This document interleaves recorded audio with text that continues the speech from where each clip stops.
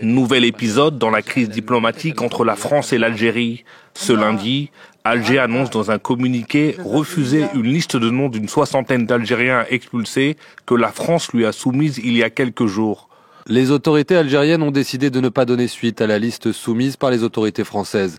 Celles-ci ont été invitées à suivre le canal d'usage, en l'occurrence celui établi entre les préfectures et les consulats.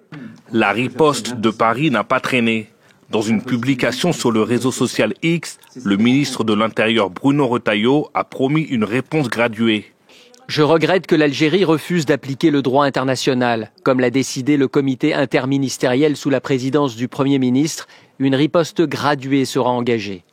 Dès sa nomination au ministère de l'Intérieur, Bruno Retailleau s'est voulu partisan d'une politique dure vis-à-vis d'Alger, parfois à coups de déclarations choc.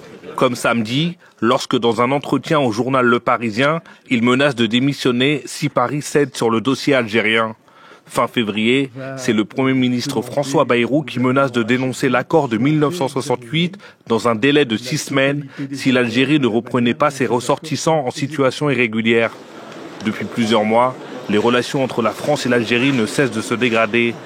Tout a commencé en juillet 2024, lorsque le président français Emmanuel Macron décide de reconnaître la souveraineté marocaine sur le Sahara occidental. Une décision historique qui a provoqué la fureur de son voisin algérien. Dès lors, Alger et Paris s'enfoncent dans une crise diplomatique à coups de passe d'armes et qui ne semble pas trouver d'issue.